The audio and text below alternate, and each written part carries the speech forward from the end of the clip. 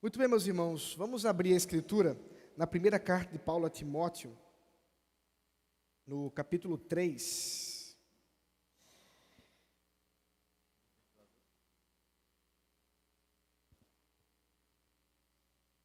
E nosso objetivo nessa manhã é concluir a sessão que começa do versículo 1 até o versículo 16, todo o capítulo. E por isso eu vou fazer a leitura do texto completo e então trazer para os irmãos alguns pontos importantes desse texto que já temos feito, tanto do meu sermão quanto do reverendo Gustavo, e finalmente fazer a conclusão dele, desse hino maravilhoso que conclui essas recomendações da parte do apóstolo Paulo.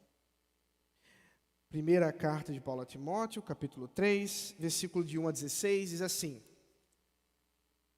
Fiel é a palavra.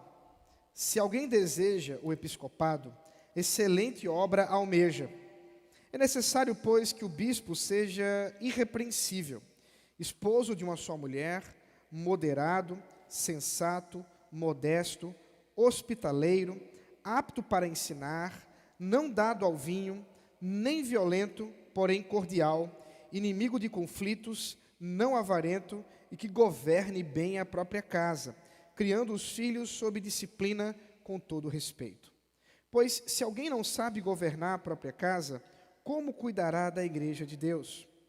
Que o bispo não seja recém-convertido, para não acontecer que fique cheio de orgulho e incorra na condenação do diabo. É necessário também que ele tenha bom testemunho dos de fora, a fim de não cair na desonra e no laço do diabo. Do mesmo modo, quanto a diáconos, é necessário que sejam respeitáveis, de uma só palavra, não inclinados a muito vinho, não gananciosos, conservando o mistério da fé com a consciência limpa. Também estes devem ser primeiramente experimentados e, caso se mostrem irrepreensíveis, que exerçam o diaconato. Do mesmo modo, quanto a mulheres, é necessário que elas sejam respeitáveis, não maldizentes, moderadas e fiéis em tudo. O diácono seja marido de uma só mulher e governe bem os seus filhos e a própria casa. Pois os que desempenharem bem o diaconato alcançarão para si mesmos uma posição de honra e muita ousadia na fé em Cristo Jesus. Escreva essas coisas a você, esperando ir vê-lo em breve, mas, se eu demorar, você saberá como se deve proceder na casa de Deus, que é a igreja do Deus vivo, coluna e fundamento da verdade. Sem dúvida, grande é o mistério da piedade. Aquele que foi manifestado na carne, foi justificado em espírito, visto pelos anjos, pregado entre os gentios, crido no mundo, recebido na glória. Até aqui a palavra do Senhor, nós vamos orar mais uma vez. Ó Deus bendito, nosso Senhor, que o Teu Espírito Santo esteja falando conosco agora. Que o Senhor ilumine os nossos corações, a fim de que compreendamos a Tua palavra maravilhosa e saiamos daqui, Senhor, mais convictos daquilo que o Senhor tem a nos dizer sobre a liderança da Tua igreja. Em nome de Jesus Cristo, amém. Meus amados irmãos, a liderança da igreja do Senhor está reservada àqueles que o Senhor chamou. Eu gostaria de lembrar aos irmãos uma doutrina muito importante da igreja, que muitas vezes é esquecida e causa confusão. Porque quando o Senhor Jesus nos deu a liderança, os presbíteros, os diáconos, para que cuidassem e governassem da igreja, Ele não estava de modo algum dando a estes homens qualquer tipo de posição de autoridade ou de importância que fosse além daquilo que o próprio Deus havia chamado esses irmãos. E a doutrina do chamado ou da vocação, ela é muito importante para a igreja. Porque, infelizmente, por causa dos últimos movimentos evangélicos da história da igreja, as pessoas simplesmente se confundiram no que significa ser um membro da igreja e glorificar a Deus com aquilo que Ele nos chamou, por causa de uma separação profunda entre aquilo que é sagrado e aquilo que seria profano. Deixa eu explicar para vocês, para que vocês fiquem com o coração descansado no Senhor. Meus amados irmãos, tudo é espiritual. Não há absolutamente nada na realidade que não tenha relação com Deus. Tudo é religioso, porque Deus criou todas as coisas para a sua própria glória. E sejam os céus que proclamam a glória de Deus, ou os homens nas suas atividades diárias, tudo está diante do Senhor. Também é verdade que porque tudo é espiritual e porque tudo é religioso, que tudo também deve ser tratado como sagrado. Na visão bíblica, cristã, protestante e reformada da vida, não há profano. Não há nada que seja profano. Tudo o que é diante de Deus é sagrado. O que pode acontecer é que por causa daquilo que é sagrado da parte de Deus, os homens profanarem as coisas que são sagradas do Senhor. Deixa eu dar um exemplo para vocês, um exemplo não muito óbvio. A roupa. A roupa que nós vestimos, ela é uma roupa sagrada. É por isso que quando os reformadores questionaram as vestes sacramentais, as vestes sacerdotais da Igreja Católica Romana, eles disseram que simplesmente a visão de que há roupas que são mais sagradas que outras para o culto a Deus estava equivocado. E, portanto, todas as roupas que usamos devem ser tratadas como coisas sagradas ao Senhor, separadas ao Senhor. Mas nós podemos profanar a roupa. Quando nós usamos as vestimentas para um outro objetivo que não a glória de Deus. Quando fazemos isso para exposição demasiada do nosso corpo, quando fazemos isso para chamar a atenção. E isso é inclusive assunto que já tratamos ainda no capítulo 2, o apóstolo Paulo falou sobre isso, especialmente com as mulheres. Isso também é verdade com respeito à música, isso é verdade com respeito à comida, isso é verdade com respeito a todas as coisas. E aí preste bem atenção, na verdade, o que existe, portanto, não é que possa existir coisas que são sagradas e coisas que são profanas. O que existem, na verdade, são pessoas consagradas a Deus e pessoas que estão em rebelião contra Deus.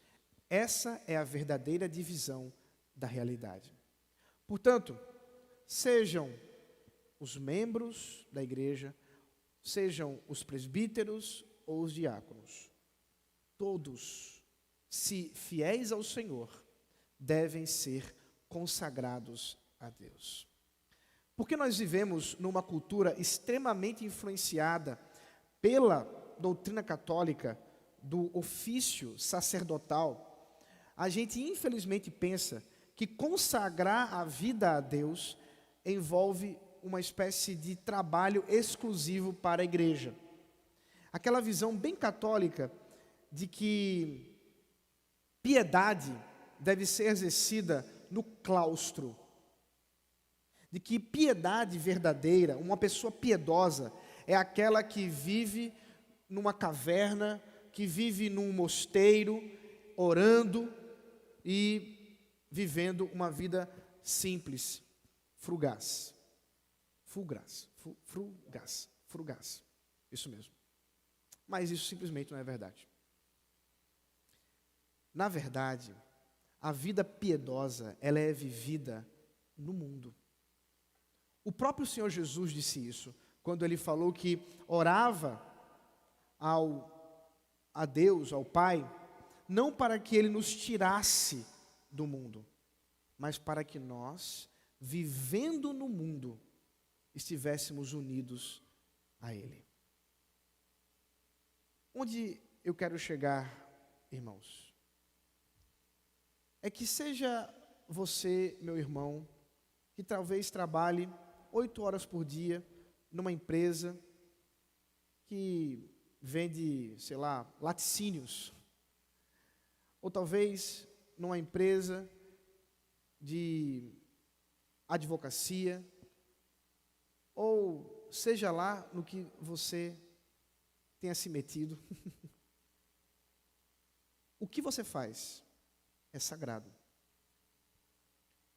E por causa disso, o chamado do Senhor para você é exatamente aquilo que o Senhor tem te dado hoje para fazer. É nesse sentido, portanto, que nós não cremos, de modo algum, preste bem atenção nisso, que existem os presbíteros, existem os diáconos e existem os leigos, também conhecido como ralé. Não. Isso não faz parte da doutrina evangélica. Pelo contrário, assim como Deus chama homens para servirem a Ele como presbíteros ou como diáconos, Ele também serve-se de homens e mulheres para servi-lo em várias demandas da igreja. Quando o apóstolo Paulo escreve aos Romanos, no capítulo 13, ele chama, por exemplo, os governantes, o magistério, de diáconos e liturgos. Por quê? Porque Paulo compreendia que o trabalho daqueles que servem no governo civil é equivalente àqueles que servem ao governo espiritual, com uma única diferença: o chamado. Enquanto uns são chamados para pastorearem e desenvolverem os seus dons e talentos no governo espiritual, e daqui a pouco eu vou explicar o que é o governo espiritual, outros no governo civil. Talvez o Senhor tenha te chamado para ser um professor, uma professora, e você faz o seu trabalho diante do Senhor com alegria, porque você deve fazer isso entendendo que esse é o seu chamado.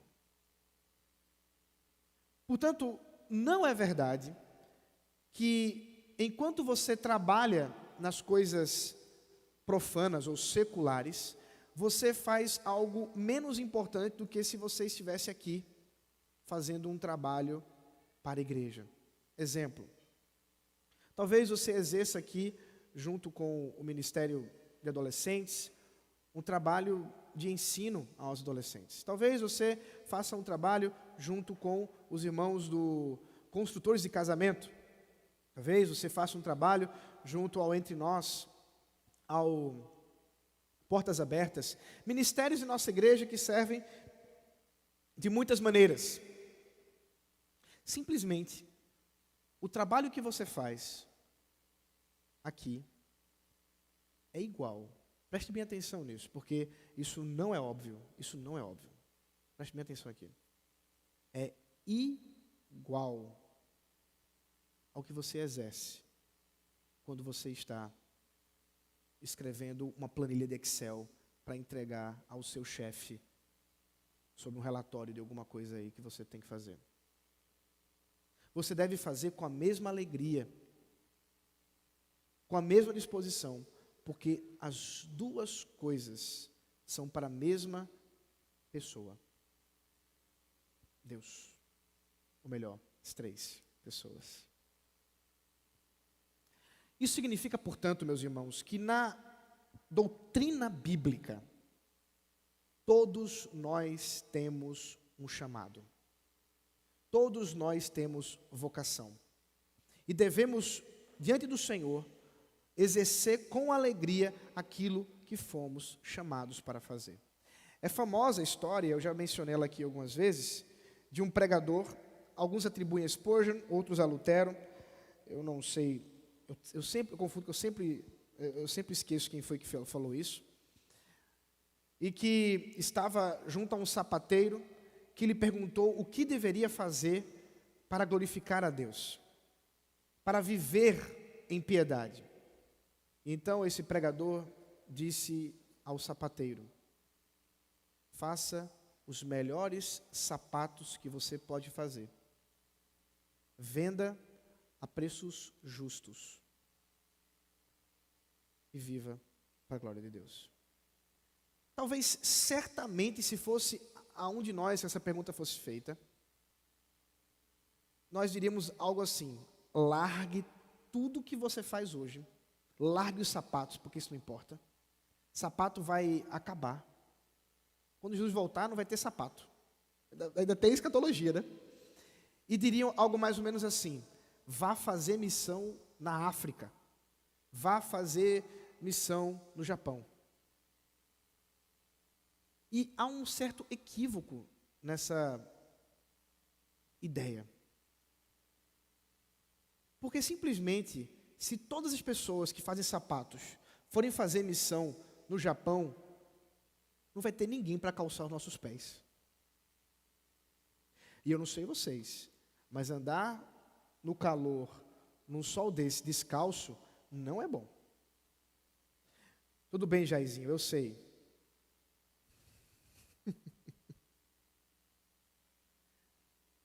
Meus irmãos, a vocação de Deus, ela vem do Senhor para todos nós.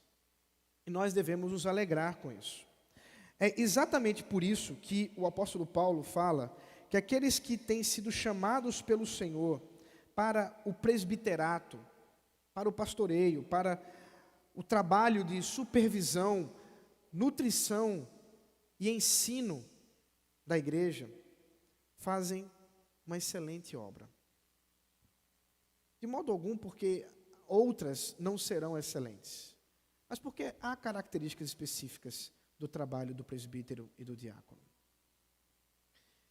E para terminar esse grande parêntese de introdução que eu estou fazendo aqui, é exatamente por isso, meus irmãos, que nós cremos que aquilo que corresponde ao trabalho do presbítero ou o trabalho do diácono é exclusivo do presbítero e do diácono. Por quê?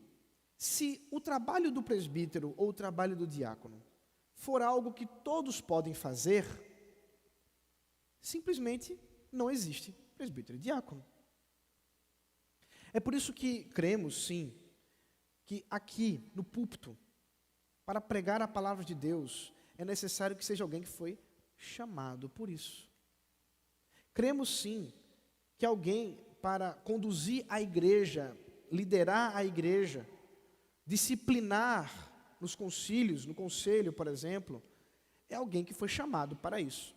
E o chamado do Senhor é estabelecido exatamente no capítulo 3 de 1 Timóteo. As características daqueles que foram chamados por Deus estão aqui. É necessário, portanto, que eles sejam fiéis, piedosos no Senhor. É necessário que sejam, no caso dos presbíteros, aptos para ensinar, porque essa é a sua função principal. É necessário que sejam bons pais, maridos. É necessário que não sejam pessoas que iniciaram agora a sua caminhada no Senhor. Que sejam pacíficos, hospitaleiros. Que sejam pessoas sóbrias e não ligadas aos vícios. Não sejam nem beberrões, nem glutões. Não sejam avarentos. Tudo isso para que, com essas características, sejam reconhecidos como pessoas que podem pastorear e cuidar do rebanho do Senhor. Os diáconos, da mesma forma, também são chamados para servirem ao Senhor no seu chamado de servir às estruturas e ao povo da igreja. Quando eu falo estrutura, meus irmãos, é porque o trabalho diaconal muitas vezes envolve uma preocupação com uma cadeira que quebrou, envolve uma preocupação com pintura, mas não só com isso, porque o trabalho diaconal envolve pessoas.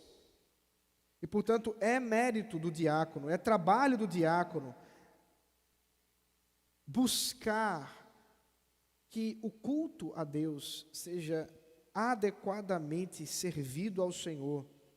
Portanto, devem cuidar das pessoas, devem olhar para os aflitos, devem observar aqueles que estão ausentes no culto e descobrir os motivos. E é exatamente por isso, porque sabem da vida da igreja, que a gente entra numa porção do texto que na semana passada o reverendo Gustavo passou rapidamente a respeito das mulheres aqui mencionadas no texto de 1 Timóteo. É um texto difícil, que tem sido usado para uma diversidade de interpretações aqui no versículo 11, versículo 11. Do mesmo modo, quanto a mulheres, é necessário que sejam respeitáveis, não maldizentes, moderadas e fiéis em tudo. O que significa isso? Então, há três opções, meus irmãos. Três opções que têm sido historicamente pensadas. A primeira opção é a última, historicamente, que tem sido defendida nos últimos tempos por causa do movimento feminista. A ideia de que se trate de diaconisas, de liderança de mulheres no trabalho diaconal. Essa expressão ela é estranha à história da igreja. A própria palavra diaconisa ela não encontra lugar no Novo Testamento, não existe essa palavra no Novo Testamento.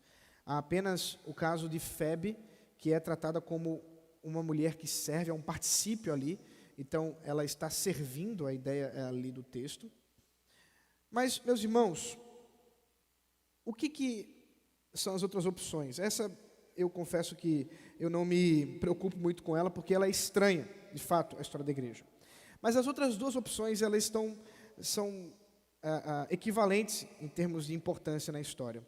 A primeira é a ideia de que aqui sejam mulheres piedosas, que cuidam, auxiliando os diáconos no trabalho das viúvas e dos órfãos. Essa opção ela é muito defendida e é possível que assim seja. A minha única dificuldade com essa expressão, ou com essa ideia, ainda que ela encontre ecos em outros lugares do Novo Testamento, porque afinal de contas, mulheres piedosas servindo a igreja, você tem em basicamente todos os textos da Escritura, especialmente no Novo Testamento, isso é muito comum, é que no versículo 12, o apóstolo Paulo continua falando dos diáconos. Ele não parou para falar somente dessas mulheres piedosas, mas ele continua falando como se o que ele está falando não se refere apenas a um grupo externo, mas a um grupo de dentro da diaconia.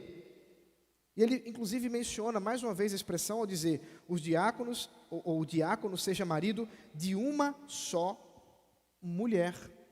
A mesma expressão que usou anteriormente para falar das mulheres. Portanto, a minha visão desse texto, eu estou, claro, junto com muita gente, é que aqui se trata, na verdade, das esposas dos diáconos, que participam juntamente com ele, ou eles, no trabalho diaconal, no auxílio do Senhor. São chamadas pelo Senhor para fazer isso. E as esposas dos presbíteros também não são? Então, como a gente aqui tem apenas uma parte do telefone sem fio, eu já disse a vocês isso. A carta de Timóteo é como se você estivesse vendo alguém conversando no telefone e você só ouve a conversa de um lado da linha. O outro lado da linha a gente não tem. Então, pode ser que o problema em Éfeso eram as esposas dos diáconos. E o problema não era das esposas dos presbíteros, e é por isso que Paulo se preocupe em falar das esposas dos diáconos e não dos presbíteros. Não sei.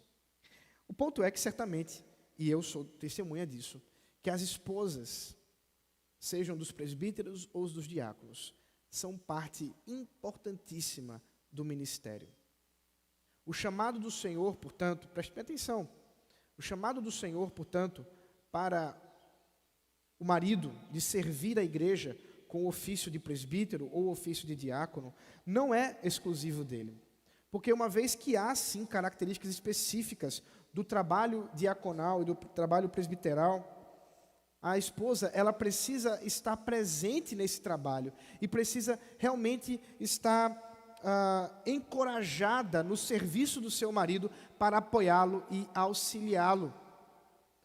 Já precisei lidar com questões sérias de mulheres que não se sentiam chamadas para que os seus maridos fossem oficiais. Isso causando até mesmo divórcio. Por outro lado, já vi situações de mulheres que desde a infância sonhavam em servir ao Senhor com o seu marido como um missionário, como um pastor, e que Deus se serviu de fazer isso com aquela mulher, e ela até hoje serve ao Senhor com muita alegria, juntamente com o seu marido. Isso não significa, meus irmãos, que um anjo vai aparecer para a mulher, esposa do diácono, esposa do presbítero, e dizer assim: vai, segue o teu marido. Não é isso. Mas uma convicção profunda de que, enquanto o Senhor quiser usá-lo como líder da igreja, ela vai apoiá-lo, e inclusive nas situações mais difíceis. Eu já falei para vocês, é costume nosso aqui do conselho, termos nossas reuniões aqui de conselho muito longas. Há muitos motivos para isso. Além das demandas da igreja, nós gastamos tempo lendo a palavra, nós gastamos tempo orando juntos, nós gastamos tempo de comunhão, onde podemos ali estreitar os nossos laços. A última reunião foi 1h30, né? Foi cedo, graças a Deus, a gente saiu mais cedo, terminou 1h30 da manhã aqui. Como a gente já saiu às 3 e pouca daqui, então acontece. E lá está a esposa, né? Tendo que esperar o seu marido. Isso é um chamado para com paciência lidar com isso. É por isso, meus irmãos, que sim, eu creio que as esposas são importantes dentro do ministério do oficialato na igreja.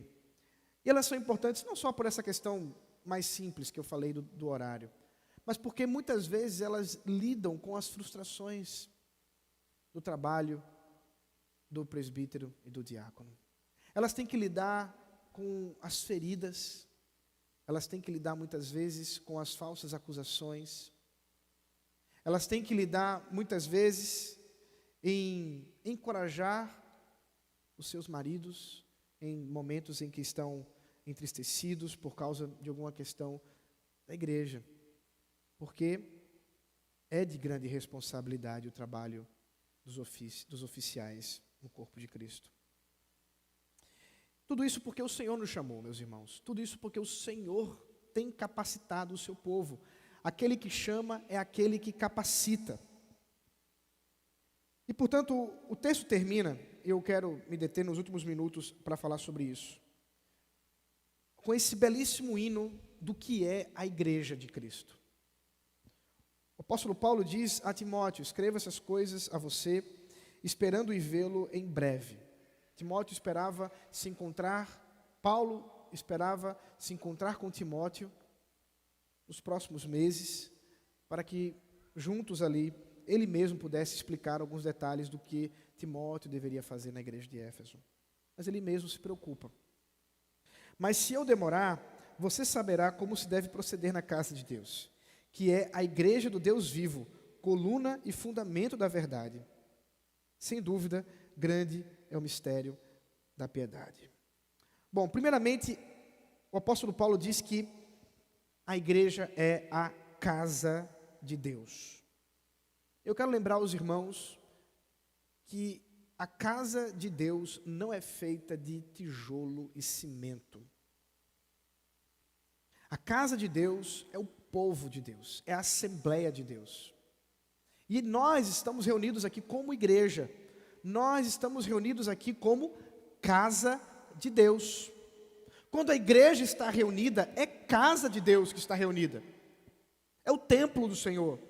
E não importa, portanto, se você está debaixo de uma mangueira, numa quadra ou num templo gótico.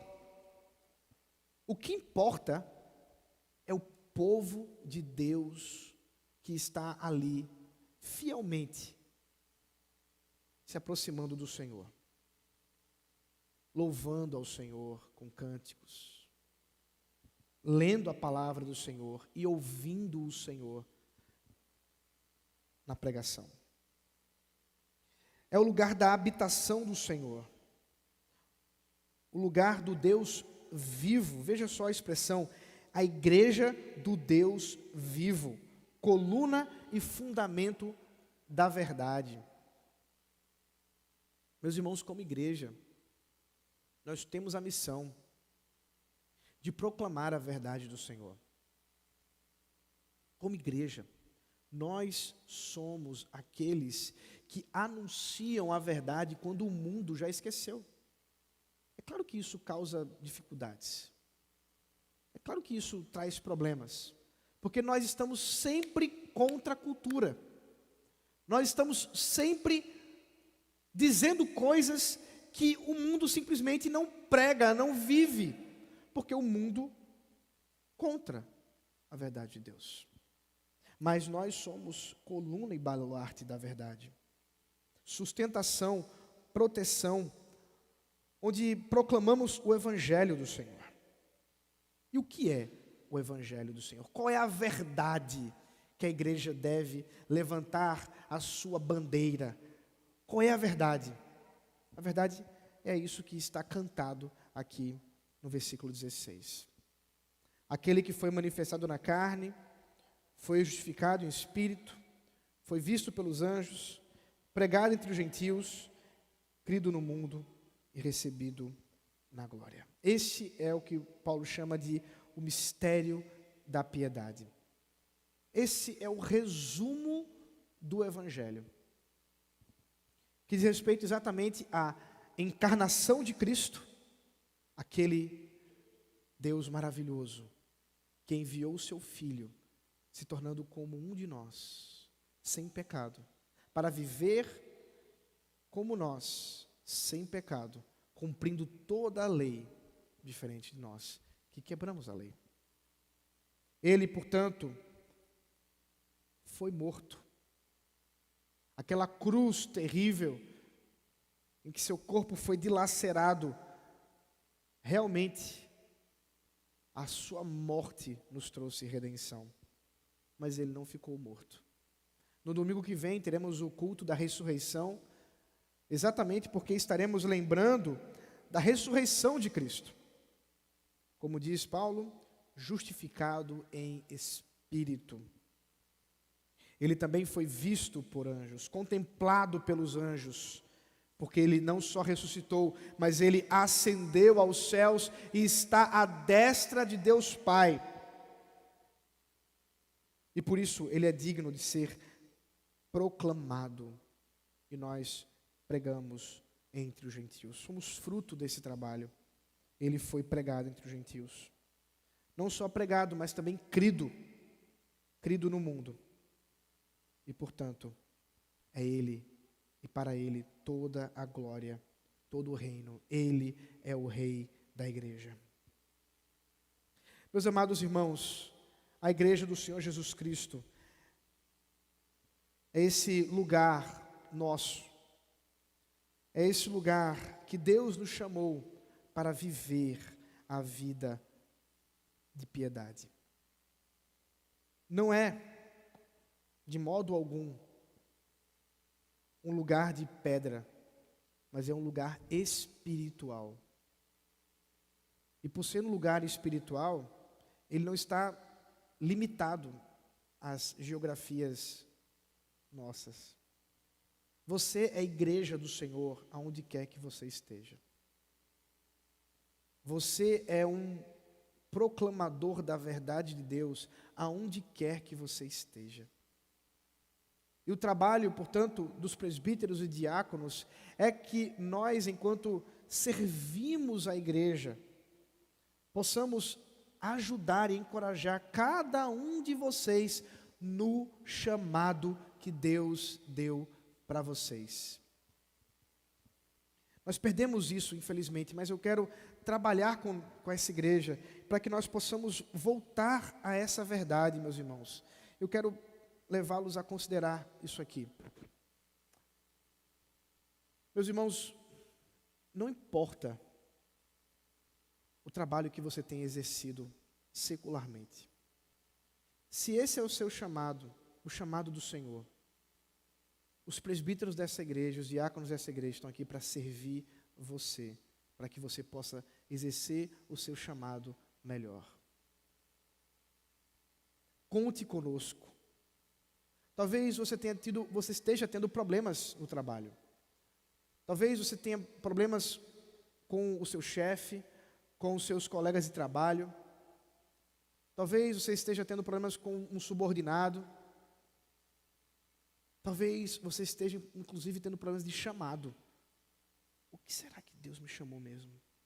Será que Deus me chamou para isso que eu estou fazendo? Ou eu estou gastando meu tempo em algo que Deus quer que eu faça outra coisa? E pasmem, não vai ser um teste vocacional com um psicólogo que vai resolver esse problema para você. E eu não estou nenhum demérito aos psicólogos. É porque se Deus é quem te chamou, se Deus é quem está te convocando para servi-lo com os dons que Ele mesmo deu,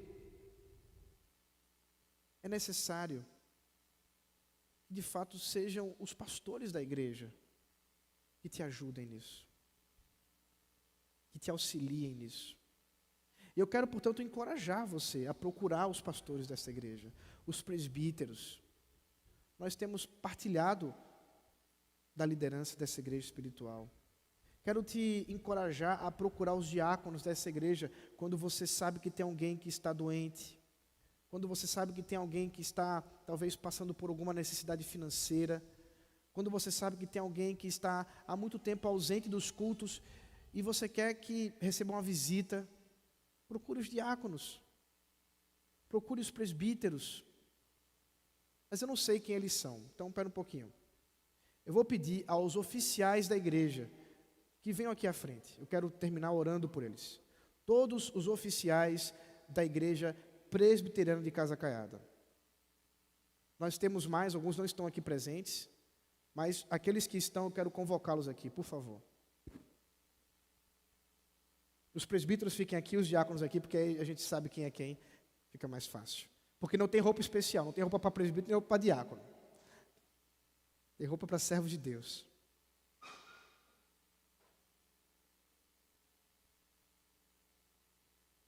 Vem aqui, Guguinha, fica o pessoal. Hã? Gente, rapaz. Está ficando velho, meu pastor. Oh, Jesus. Vamos orar mais especificamente por Gustavo. Hã? O diácono, com certeza. A conversa está aqui, ó. Os diáconos são maioria, são mais presentes. Calma aí, gente. Vamos. Meus irmãos, esses são alguns dos oficiais da igreja presbiteriana de Casa Caiada. Presbíteros, regentes e docentes, diáconos. Que os irmãos vejam Cristo na vida deles. Que os irmãos possam olhar para esses homens aqui, não como pessoas especiais. Eles não tiram raios laser dos olhos, não levantam um caminhão com os braços, eles não fazem essas coisas não. Mas eles têm um chamado do Senhor. E esse chamado deve ser exercido, deve ser servido com alegria, com piedade. e que o Senhor levante outros homens para servirem ao corpo. Eu quero, portanto, convocar vocês, membros dessa igreja, a orar por esses homens. Orar pelas suas famílias. Orar para que Deus capacite cada um deles na difícil tarefa de cuidar de vocês, de servir vocês. Sabe por quê? Porque vocês são pessoas difíceis.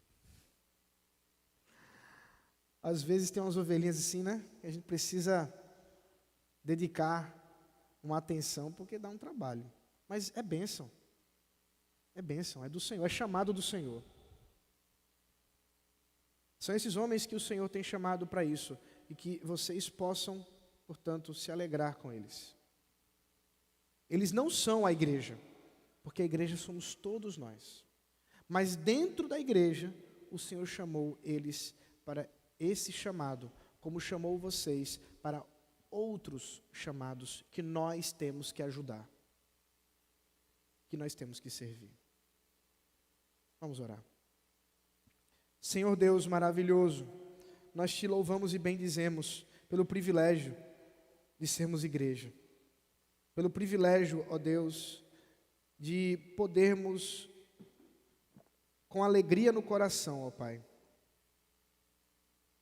sermos chamados por Ti, como Assembleia Santa, para juntos Te adorarmos. E assim, Senhor, Te servir com os nossos lábios, com nossas mãos, com toda a nossa vida. Mas esse serviço, Senhor, ele não se estende somente aqui, a essas horas que estamos aqui reunidos, mas ele vai mais longe. E por isso, Deus, eu rogo que o Senhor esteja levando os nossos irmãos e irmãs aos seus chamados, com alegria de Te servir, Senhor, aonde quer que o Senhor os tenha colocado.